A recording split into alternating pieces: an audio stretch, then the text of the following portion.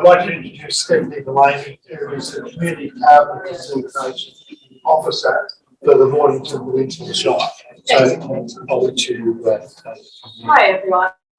Great turnout, amazing to see. And I'm sorry I'm late. I was talking about energy. I was hitting peak load about 2 hours ago when I realised my husband had taken my keys to the Balmoral cricket net, so I'm a bit late. But it's just lovely to listen to Chris. Chris, where did you go? Oh, there you are. Just so good to meet you in the flesh too, because we've seen each other online in so many sessions and through the development of this project, and from initial scoping to the great work that Nina and Mark and the rest of the team have been doing. It's a considerable amount of hours and time that have all been donated by them voluntarily to assist this community. And I know Council's really thrilled that Flinders community have taken this on as their first initiative, or the first initiative for the Shire. I work closely with United Energy through their neighbourhood battery initiative, which is scoping for them and helping them learn how to integrate community batteries into their network. It's a whole learning process for them. It's complete reimagining of the grid to be I guess, fully integrated but also decentralised, which is complete opposite of how their business is. And they're also not customer focused and customer facing. So they've had to employ people and new departments to deal with all the community battery requests that have come out of community energy groups like Flinders and others in their network area. So we're happy and thrilled to be supporting the Flinders community and the Repower network. So I've been working with the Repower satellite groups and the core Repower group to establish those volunteer-led ground-up community groups in each township or in amalgamated postcode areas. And we're getting huge interest and a lot of learning from the community on what we need from us. So Council has partnered previously with Australian Energy Foundation to offer impartial energy advice. And we know with the dismantling of that service, there's been a huge gap left in the market. So household energy efficiency is a massive thing for this country. There are millions of homes that are sitting at 3 to 3.5 stars efficiency. So it's not just about generation of energy, it's about demand and reducing that demand.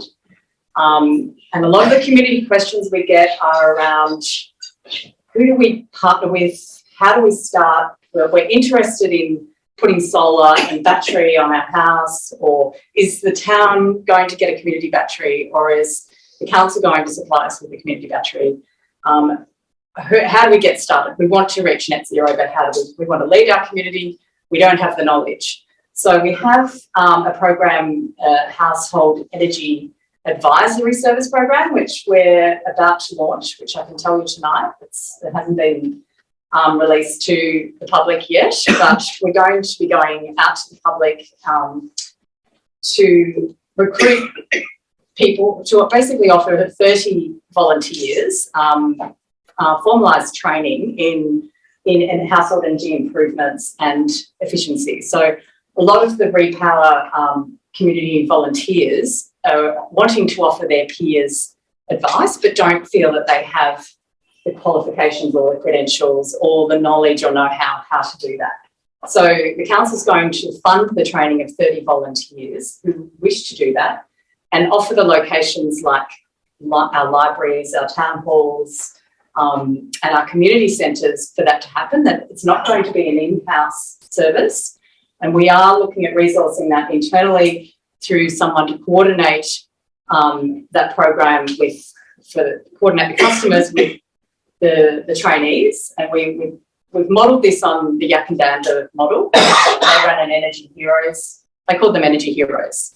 And essentially, we may do the same. We haven't landed on a name yet, but this is still being formalised. So I'm going to leave a little sheet of A4 up there for anyone who's interested in that, to put your name down. The expectation is with that formal training, which is about 8 hours of training that's provided free to you, that you would conduct at least 4 community advisory services. So peer-to-peer to people who, you know, might sit at the library or community centre and offer advice to 4 people or make a booking to or schedule a booking to offer that advice. So there's also interest from Green Moves Australia, who are conducting that training for us, Danielle King. They are looking for staff, trained scorecard assessors. So if there's young people or anyone that's, you know, retired and you want a different career path, we would then take the next step to train those people up into a future career as a scorecard assessor, because those people just aren't available, and the state government have not got the resources yet.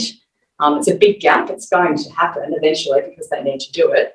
But we're, like other communities, with working with community groups, there's big gaps that we need to fill now to offer that advice.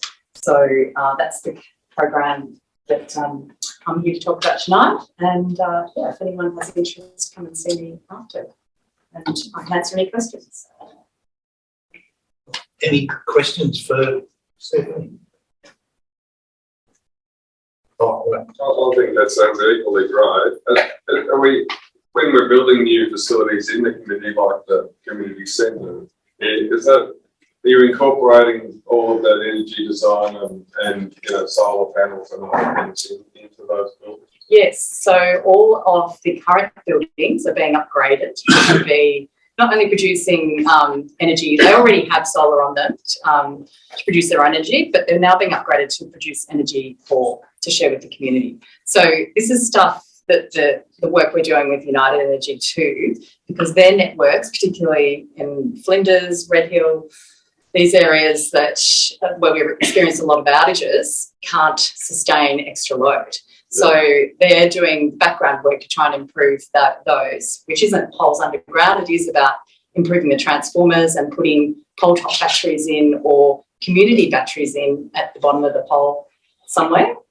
They need to be able to receive that energy into their transformers. So there's a lot of work that the state government, they're relying on the state government to actually do or fund for them to progress this. So, yeah. Okay. Thank you very much, Stephanie, and thanks very much to Mornington Peninsula Shire for the support that we've experienced over the past 18 months or so as well. It's been very useful. And to Repower in particular, we certainly enjoy a good working relationship with Repower. So thank you very much.